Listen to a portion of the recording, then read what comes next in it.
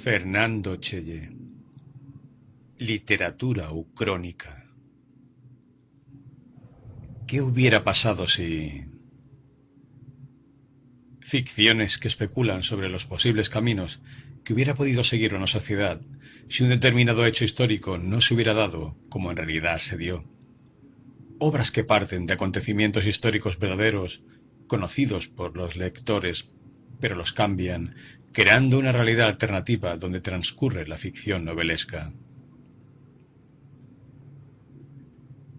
En números anteriores de Va de nuevo, escribí sobre dos modelos literarios que se han dado fundamentalmente dentro de la novela, que fueron muy importantes en diferentes épocas de la literatura y que, con sus variantes, se mantienen de alguna manera vigentes hasta nuestros días. Me refiero a la literatura utópica, abordada en el número 75, y a la literatura distópica, estudiada en el número 76. El tema del presente artículo es la literatura ucrónica, obras que, al igual que los modelos estudiados, parten y toman como referencia una realidad concreta para la ficcionalización de otros mundos posibles, aunque los objetivos que buscan estos tres tipos de ficciones sean bien distintos.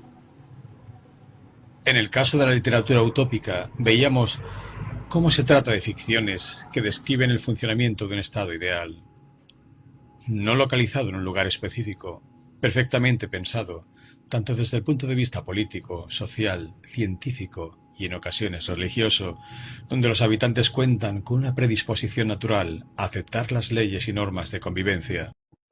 Decíamos que estos estados ideales de ficción se presentan como alternativos a los del mundo real y que los proyectos que se describen allí guardan relación con los que se encuentran en el mundo existente.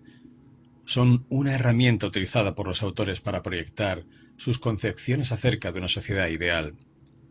Mediante la comparación, que se hace implícita al lector, entre lo existente y lo ficcional, está comprendida la crítica a lo establecido en el mundo real. Son manifestaciones tendentes a mostrar la posible realización humana, a plasmar lo deseado, a trascender dentro de la ficción hacia mundos más justos y esperanzadores.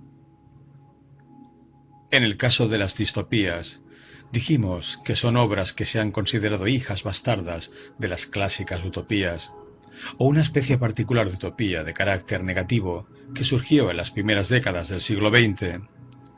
Veíamos también cómo en estas obras del futuro aparece muy distinto a como lo habían soñado los utopistas clásicos. Las distopías comienzan siendo una respuesta a un determinado momento histórico muy especial que vivía la humanidad. La finalización de la Primera Guerra Mundial, los regímenes totalitarios y el peligro nuclear, entre otros. Las obras distópicas funcionan como una alerta a la sociedad sobre los totalitarismos, la pérdida de libertad, la masificación, la manipulación psicológica, la desindividualización, y muestran sociedades futuras alienantes, absurdas, carentes de libertad. La literatura ucrónica, a diferencia de la utópica, no va a venir a plantear un modelo de sociedad ideal, ni tampoco, como lo hace la literatura distópica, va a proyectar una construcción social alienante, sino que va a especular sobre los posibles caminos que hubiera podido seguir una sociedad si un determinado hecho histórico no se hubiera dado como en realidad se dio.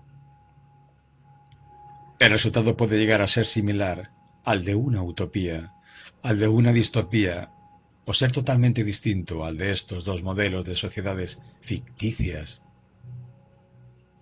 Las obras ucrónicas siempre parten de acontecimientos históricos verdaderos, conocidos por los lectores, pero los cambian, los desvían y conjeturan, especulan sobre cómo sería la vida cotidiana en determinadas sociedades si cierto acontecimiento hubiera sido diferente. Para esto crean una realidad alternativa donde transcurre la ficción.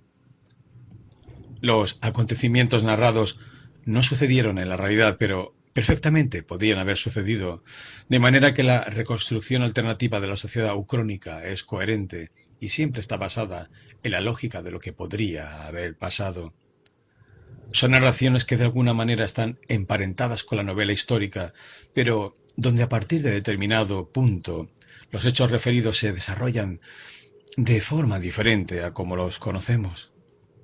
Son obras que parten de un postulado hipotético. Por ejemplo, ¿qué hubiera pasado si los dinosaurios no hubieran desaparecido? El cristianismo no hubiera triunfado dentro del Imperio Romano.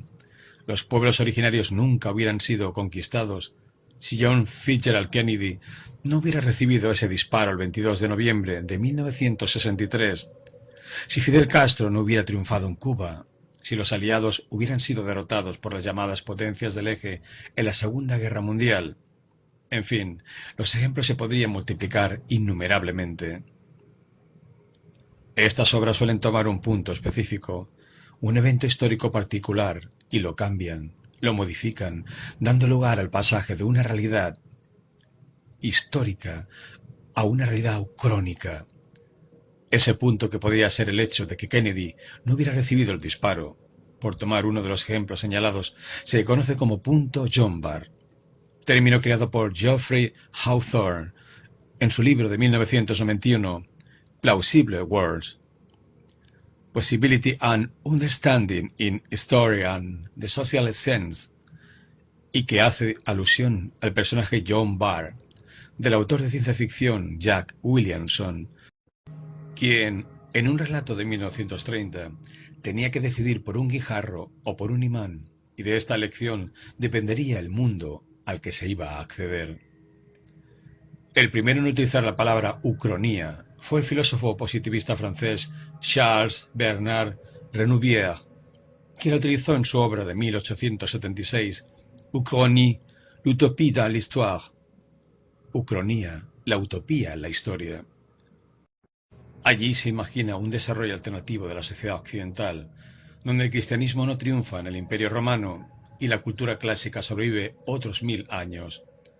Vemos cómo Renouvier hace referencia en el título de su obra también a la obra de 1516, Utopía, de Tomás Moro, y da a entender que una ucronía es una utopía en el tiempo.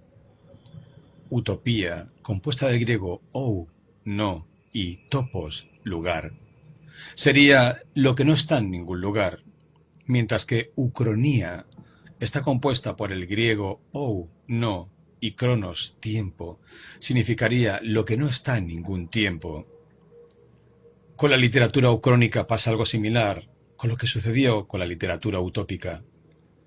Recordemos que el nombre genérico de literatura utópica comenzó a utilizarse a partir de la obra de Tomás Moro, cuando en realidad en la historia de la literatura ya existían obras con las características de las del autor inglés. Con las ucronías sucede algo similar, porque si bien el término fue acuñado, como ya vimos, por Charles Bernard Renouvier en 1876, ya existían obras con la característica de alterar los acontecimientos históricos y ficcionalizarlos. Se considera que el capítulo 9 de la Historia de Roma, desde su fundación, escrita por el historiador Tito Livio en el siglo I a.C., es el primer texto que presenta características ucrónicas. Allí el historiador romano especula cómo hubiera sido el desarrollo de la historia conocida si Alejandro Magno hubiera iniciado sus conquistas hacia Roma, e imagina una guerra hipotética entre el imperio de Alejandro Magno y Roma en el siglo IV a.C. Otra obra de características ucrónicas que precede a la de Charles Bernard Renouvier es Historia de la Monarquía Universal, Napoleón y la conquista del mundo, escrita en 1836 por el francés Louis Napoléon, Geoffroy Chouteau, donde vemos a un Napoleón que llega a ser emperador del planeta. Comienza por conquistar Rusia en 1812 y luego va conquistando en sucesivas campañas el resto del mundo. Por lo general son obras que transcurren en un presente alternativo, aunque la narración se sitúe en un momento histórico del pasado. Allí los autores ucrónicos especulan sobre cómo hubiera sido la historia si los acontecimientos tomaban otros rumbos. Critican en muchos casos, de forma implícita, cómo se dieron las cosas realmente y le dejan al lector un mundo de ficción para que inevitablemente establezca una comparación entre lo imaginado por el autor y la historia real que él ya conoce. Es importante no confundir las ucronías literarias con la teoría de los universos paralelos, ni tampoco con ciertos estudios históricos conocidos como historia contrafactual. La teoría de los universos paralelos, basada tanto en la matemática como en la física cuántica, implica la existencia de dos o varios universos que coexisten en un mismo tiempo de forma independiente y que se interconexionan, de forma que existe la posibilidad de pasar de uno a otro de forma transversal, mientras que las ucronías transcurren en una única línea temporal, ficticia y en un único universo.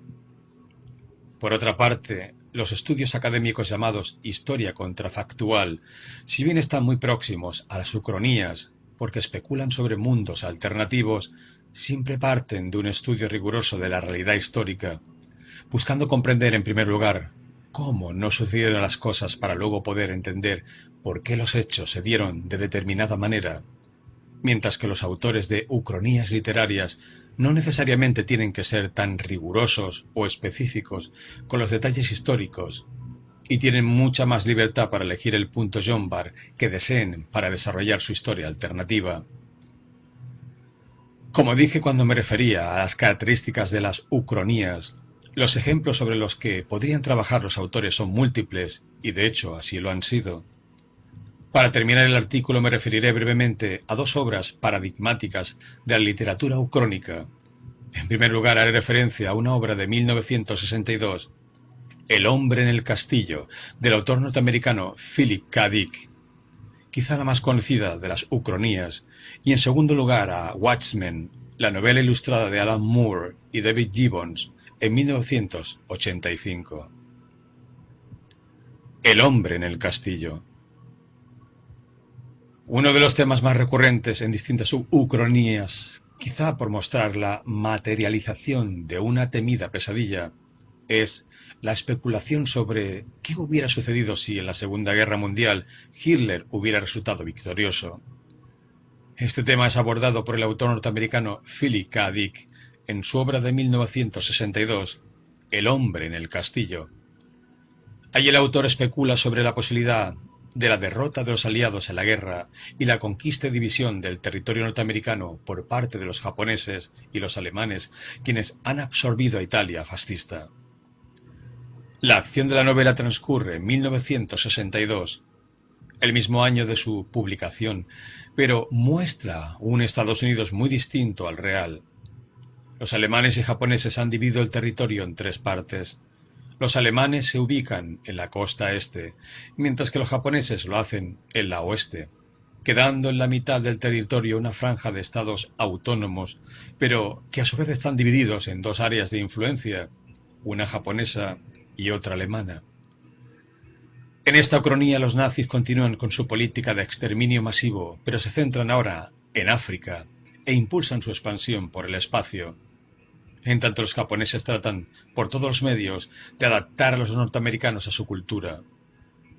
Como se dijo anteriormente, en las ucronías los autores no solo buscan especular sobre cómo hubiera sido la historia si los acontecimientos tomaban otros rumbos, sino que también de forma implícita critican cómo se dieron las cosas en la realidad. En este caso, Philip K. Dick, con la repartición que crea de Estados Unidos por parte de sus conquistadores, alude de alguna manera a la repartición que hicieron de Alemania los aliados. Estas comparaciones las podrá hacer fácilmente el lector, estableciendo paralelismos entre lo ficcionalizado y lo real, fijándose si realmente las cosas hubieran cambiado demasiado de seguir otros rumbos. Otro tema presente en la obra es la muestra de una sociedad donde continúa el racismo, que el lector también podrá comparar si se aleja demasiado de lo que ocurría por esos años en la realidad norteamericana. Un hecho curioso dentro de este universo de ficción es la presencia de una novela que circula de forma clandestina en la sociedad titulada La langosta se ha posado, de un tal Hawthorne Abdensen, a quien sorprendentemente se le había ocurrido la loca idea de contar una historia alternativa a la que se vivía en esa sociedad, muy similar a la historia real, donde los vencedores de la guerra habían sido los aliados. Con esto, Philip K. Dick crea una especie de juego de espejos, donde los personajes lectores de su ficción, al enfrentarse a la realidad alternativa de la langosta se ha posado, experimentan lo que nosotros sentimos al leer la realidad alternativa que se muestra en El hombre en el castillo. Watchmen. Otra obra que transcurre dentro de una realidad ucrónica es Watchmen, la novela ilustrada de Alan Moore y David Gibbons. La acción transcurre en 1985 en Estados Unidos, donde sigue gobernando el presidente Richard Nixon, luego de haber salido victorioso de la guerra de Vietnam gracias a los poderes del Dr. Manhattan. Este personaje, llamado John Osterman, antes de convertirse en superhéroe, fue utilizado por el gobierno norteamericano como un arma de guerra. Luego de un accidente que sufrió el reconocido físico nuclear Osterman en el año 1959, cuando quedó atrapado en la sala del campo subtractor intrínseco, logró obtener poderes sobre la materia. El gobierno norteamericano inventó la fachada de un funeral y puso a su servicio los poderes de este superhéroe, a quien lo veían como un dios y un arma mortal. Lo llamaron el Dr. Manhattan para atemorizar a los enemigos de Estados Unidos. En un momento de la novela, el Dr. Manhattan recuerda cómo en enero de 1971 el presidente Richard Nixon lo utilizó en la guerra de Vietnam, donde solo le bastó una semana para acabar con el enemigo. En 1965, tiempo que transcurre la acción de la novela, todos los superhéroes habían sido ilegalizados en Estados Unidos, menos el Dr. Manhattan y el comediante, otro superhéroe que es asesinado al comienzo de la narración. El Dr. Manhattan es el instrumento de guerra principal que tiene Estados Unidos para resguardarse de las amenazas enemigas y lo utilizan para frenar el avance de la Unión Soviética, ya que las dos naciones se encuentran al borde de una guerra nuclear.